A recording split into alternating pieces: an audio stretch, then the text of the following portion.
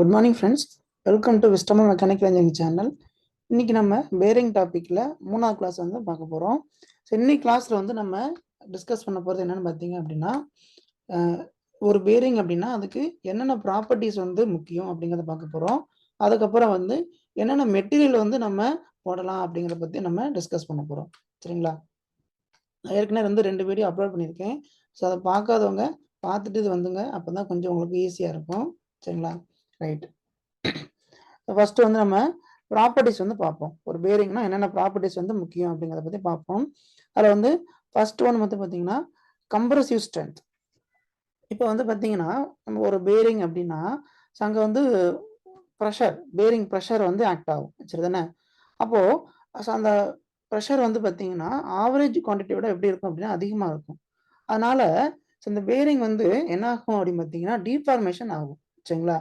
அப்போது அந்த டீஃபார்மேஷன் அப்படிங்கிறது நமக்கு வந்து எலாஸ்டிக் டிஃபார்மேஷனாக இருக்கணும். சப்போஸ் வந்து பெர்மனன்ட் டிஃபார்மேஷன் ஆயிடுச்சு அப்படின்னா நமக்கு என்ன ஆகும், டைமென்ஷன் வந்து மாறிடும். அப்போ அந்த பர்டிகுலர் அப்ளிகேஷனில் வந்து என்ன பண்ண முடியாது, யூஸ் பண்ண முடியாது. சரிங்களா?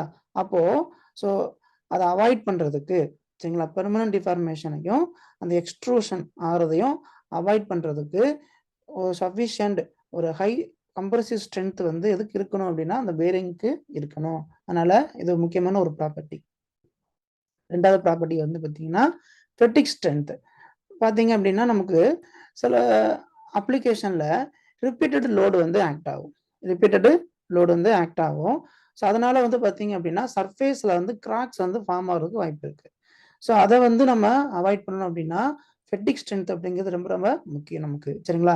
இது வந்து முக்கியமாக எங்கே வந்து இம்பார்ட்டன்ஸ் இருக்குது அப்படின்னு பார்த்தீங்கன்னா ஏர்கிராஃப்ட் அண்டு ஆட்டோமோட்டிவ் இன்ஜின்ஸில் வந்து யூஸ் பண்ணக்கூடிய பேரிங்ஸில் வந்து ரொம்ப ரொம்ப முக்கியமாக இந்த ப்ராப்பர்ட்டி வந்து அவசியமாக தேவைப்படுது. சரிங்களா? ரைட். ஸோ அடுத்த ப்ராப்பர்ட்டி போவோம். கன்ஃபார்மபிலிட்டி. இது வந்து பார்த்தீங்கன்னா அடிக்கடி கேட்பாங்க, ஏன்னா இதெல்லாம் மறக்கும் நமக்கு. சரிங்களா? ஆக்சுவலாக வந்து பார்த்தீங்கன்னா நம்ம ஒரு பேரிங் வந்து நம்ம யூஸ் பண்ணுறோம். ஸோ அதில் வந்து ஷாஃப்ட் வந்து ரன் ஆகிட்டு இருக்கும் இல்லையா? அப்போ அந்த ஷாஃப்ட் வந்து மேபி என்ன ஆகலாம் அப்படின்னு பார்த்தீங்கன்னா டிஃப்ளெக்ட் ஆகலாம். சரிங்களா? டிஃப்ளெக்ட் ஆகலாம். ஸோ அப்போது அந்த டிஃப்ளெக்ஷனை வந்து அக்காமடேட் பண்ணுற மாதிரி இந்த பேரிங் வந்து இருக்கணும். அட் த சேம் டைம் பேரிங்கில் வந்து நம்ம இன்அக்யூரசிஸ் வந்து ஃபார்ம் ஆகலாம். சரிங்களா? ஸோ அதனால் வந்து பிளாஸ்டிக் டிஃபார்மேஷனும் அக்கர் ஆகலாம். கண்டினியூஸாக வந்து லோட் ஆக்ட் ஆகிட்டு இருக்கிறதுனால கிரீப், சரிங்களா, பிளாஸ்டிக் டிஃபார்மேஷன் அக்கர் ஆகலாம். ஸோ இதெல்லாம் வந்து பார்த்தீங்கன்னா அக்காமடேட் பண்ணுற மாதிரி இந்த மெட்டீரியல் வந்து இருக்கணும். சரிங்களா? அட் த சேம் டைம் வியரும் வந்து என்ன ஏறக்கூடாது, அதிகமாக ஏறக்கூடாது. ஹீட்டும் அதிகமாக ஏறக்கூடாது. சரிங்களா? ரைட். இது ரொம்ப முக்கியமான ப்ராப்பர்ட்டி. இது வந்து கேட்பாங்க. சரிங்களா? கன்ஃபார்மபிலிட்டி அப்படின்னா accommodate shaft deflection and bearing inaccuracies by plastic deformation without, நல்லா பண்ணுங்க, without excessive wear and heating. இதெல்லாம் தான் கீ பாயிண்ட்டுங்க. சரிங்களா? இந்த கீ பாயிண்ட்டை வச்சு நீங்கள் கண்டுபிடிக்கணும் ப்ராப்பர்ட்டியை. அடுத்து வந்து பார்த்தீங்கன்னா எம்பேட்டபிலிட்டி. இதில் வந்து பார்த்தீங்க அப்படின்னா சின்ன ஸ்மால் பார்ட்டிகல்ஸ், டஸ்ட்டு, இதெல்லாம் வந்து அக்காமடேட் பண்ணுற மாதிரி அந்த மெட்டீரியல் இருக்கணும். ஏன்னா வரும், லூப்ரிகேஷன்லாம் யூஸ் பண்ணுறீங்க. சரிங்களா? மேபி அதில் சின்ன சின்ன பார்ட்டிகல் டஸ்ட்லாம் இருக்கலாம். ஸோ அதெல்லாம் வந்து அக்காமடேட் பண்ணுற மாதிரி இருக்கணும். அட் த சேம் டைம் அதனால என்ன ஏறக்கூடாது அப்படின்னு பார்த்தீங்கன்னா அரிப்பு வந்துடக்கூடாது. அரிமானம், ஸ்கவரிங் வந்து ஏறக்கூடாது. சரிங்களா?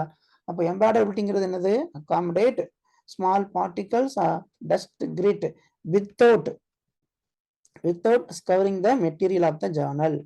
சரிங்களா? இது ரொம்ப முக்கியம். இதுதான் கீ பாயிண்ட் இதில். சரிங்களா? இதுவும் கேட்பாங்க, இதுவும் முக்கியம்தான். நமக்கு எதெல்லாம் மறக்குமோ அதெல்லாம் கேட்பாங்க. சரிங்களா? அடுத்து வந்து பார்த்தீங்கன்னா பாண்டபிலிட்டி.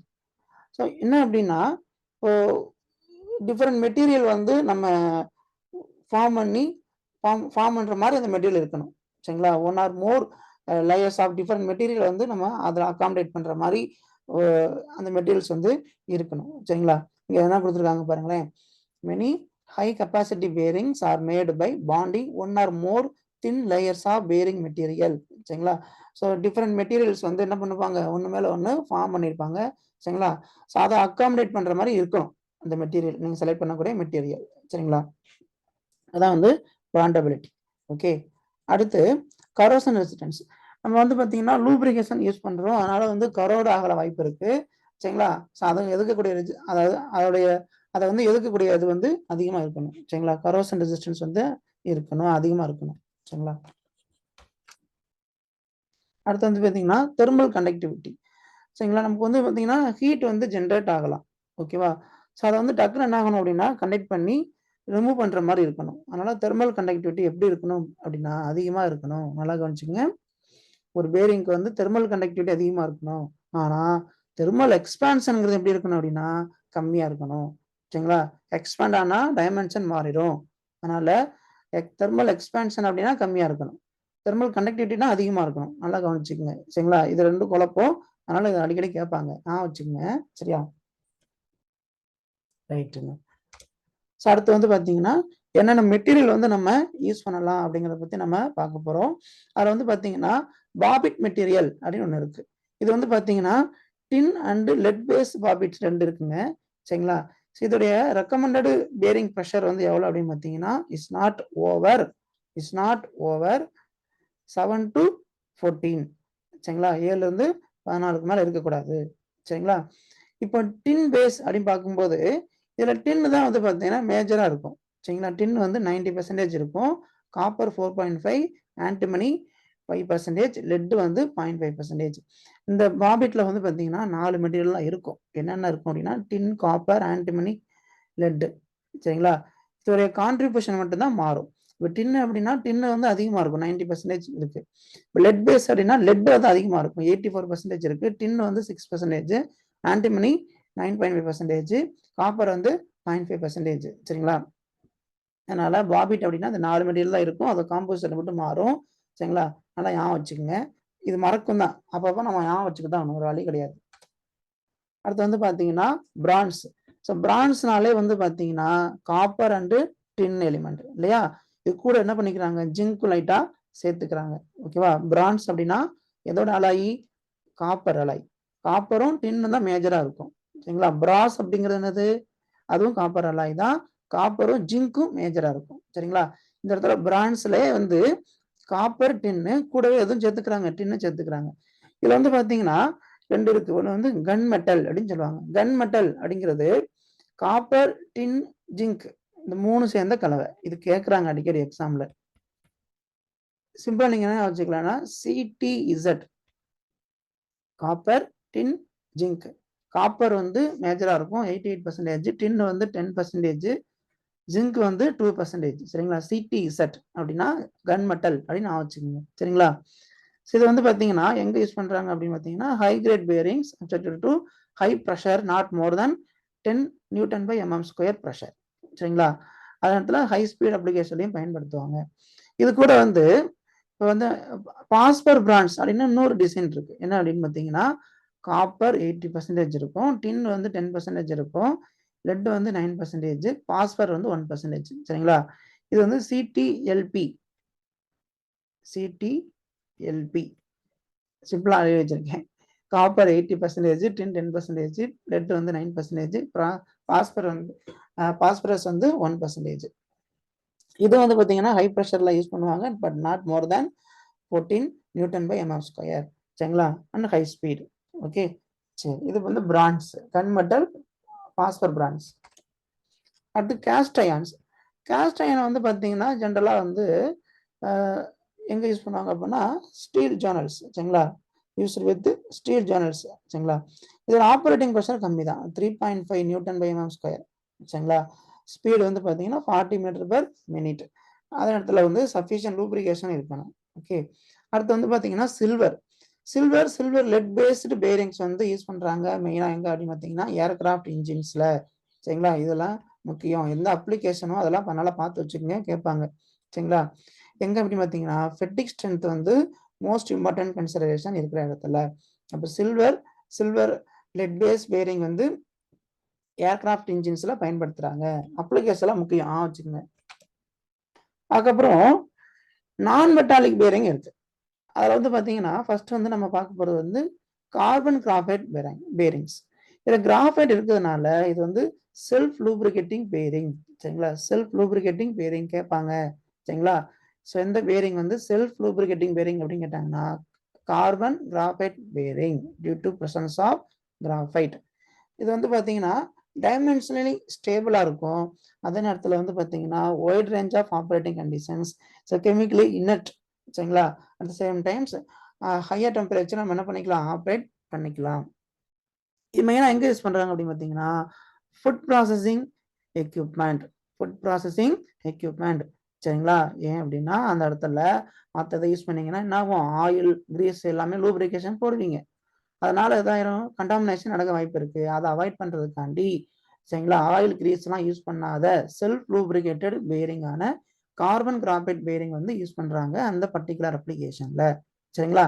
அட் த சேம் டைம் இப்போ வந்து பார்த்தீங்கன்னா நம்ம வந்து ஸ்பீடு வந்து ரொம்ப கம்மியாக இருக்குது அப்படின்னா அந்த இடத்துல நம்ம என்ன பண்ண முடியாது, ஒரு ஹைட்ரோடைனமிக் ஆயில் ஃபில்ம் வந்து ஃபார்ம் பண்ண முடியாது. சரிதான், ஏற்கனவே பார்த்தோம் இல்லையா. அங்கே என்ன ஆயிரும், பாயிண்ட் கான்டாக்ட் அந்த கான்டாக்ட் வந்துடும், சர்ஃபேஸ் வந்து கான்டாக்ட் வந்துடும். ஆனால் இங்கே வந்து பார்த்தீங்கன்னா செல்ஃப் லூப்ரிகேட்டிங் அப்படிங்கிறதுனால இதை வந்து என்ன பண்ணிக்கலாம், நம்ம ஸ்பீடு வந்து கம்மியாக இருக்கிற கண்டிஷன்லையுமே பயன்படுத்திக்கலாம் அப்படின்னு சொல்கிறாங்க சரிங்களா. அடுத்து வந்து ரப்பர் பேரிங் சரிங்களா. Rubber bearings. ஸோ இந்த ரப்பர் பேரிங் வந்து பார்த்தீங்க அப்படின்னா நமக்கு மெயினாக வந்து absorbing shock loads and vibrations சரிங்களா. இந்த அப்ளிகேஷன் நல்லா பார்த்து வச்சுங்க. Absorbing shock loads and vibrations. இந்த பேரிங் வந்து இது நல்லா தாங்கும் இந்த லோடிங் கண்டிஷனுக்கு சரிங்களா. மெயினாக எங்கே யூஸ் பண்ணுவாங்க அப்படின்னு பார்த்தீங்கன்னா மரைன் ப்ரொப்பலர் ஷாஃப்ட்டு, அதுக்கப்புறம் வந்து turbine, hydraulic turbine and pumps, இதெல்லாம் வந்து என்ன யூஸ் பண்ணுறாங்க, ரப்பர் பேரிங் யூஸ் பண்ணுறாங்க. ஒரு அப்ளிகேஷன் நல்லா பார்த்து வச்சுக்கோங்க சரிங்களா. ரைட்டு. அடுத்து வந்து உட் பேரிங். உட் பேரிங் வந்து பார்த்தீங்கன்னா நார்மலாக வந்து ஸோ ரொம்ப வந்து க்ளீன் இல்லாத இடத்துல, ரொம்ப அட்டென்ஷன் கொடுக்காத இடத்துல, அந்த மாதிரி இடத்துல தான் யூஸ் பண்ணுவாங்க சரிங்களா. Plastic bearings. பிளாஸ்டிக் வந்து முக்கியம். அது ரெண்டு இருக்கு. ஒன்று வந்து நைலான், இன்னொன்று வந்து டெஃப்லான். ஸோ ரெண்டுமே பார்த்தீங்கன்னா ஜீரோ ஃபில்ம் பேரிங் அப்படின்னு சொல்லுவாங்க. ஏன்னா இது ட்ரை கண்டிஷனில் பயன்படுத்திக்கலாம். நைலான் வந்து பார்த்தீங்கன்னா ஸ்ட்ராங்கராக இருக்கும், ஹார்டராக இருக்கும் and more resistance to abrasive wear சரிங்களா. மெயினாக எங்கே யூஸ் பண்ணுவாங்க அப்படின்னு பார்த்தீங்கன்னா எலிவேட்டர் பேரிங், எலிவேட்டர் பேரிங். அதுக்கப்புறம் வந்து பார்த்தீங்கன்னா கேம்ஸ் அண்ட் டெலிஃபோன் டயல்ஸ். இருந்தாலும் டெஃப்லான் வந்து பார்த்தீங்கன்னா இப்போ ரொம்ப யூஸ் பண்ணுறாங்க. இது மெயினாக வந்து நைலானை ரீப்ளேஸ் பண்ணுது. ஏன்னா இதுக்குன்னு சில ப்ராப்பர்ட்டி வந்து இருக்கு. என்ன அப்படின்னு பார்த்தீங்கன்னா, ஸோ நைலானை கம்பேர் பண்ணும்போது கம்மியான கோஎஃபிஷியன்ட் ஆஃப் ஃப்ரிக்ஷன் இருக்கும் பாருங்க. அபவுட் 0.04 ட்ரை கண்டிஷன்ல கொடுத்துருக்காங்க. ஆனால் நைலான் லெவலில் இருக்கு பாருங்களேன் 0.15 இருக்கு சரிங்களா. அப்போ இந்த கோஎஃபிஷியன்ட் ஆஃப் ஃப்ரிக்ஷன் வந்து அதிகமாக இருந்துச்சு அப்படின்னா அதிகமான ஹீட் ஜென்ரேட் ஆகும், கம்மியாக இருந்தால் கம்மியான ஹீட் ஜென்ரேட் ஆகும். அதனால வந்து பார்த்தீங்கன்னா ஸோ இது ரொம்ப ரொம்ப முக்கியமான ப்ராப்பர்ட்டி டெஃப்லானுக்கு சரிங்களா. At the same time high operating temperature. So Teflon வந்து பார்த்தீங்கன்னா அப் டு ஒரு 315 டிகிரி வரைக்கும் யூஸ் பண்ணிக்கலாம். ஆனால் நைலான் வந்து பார்த்தீங்கன்னா 120 வரைக்கும் தான் யூஸ் பண்ண முடியுதான் சரிங்களா. At the same time dimensionally ஸ்டேபிளாக இருக்கு.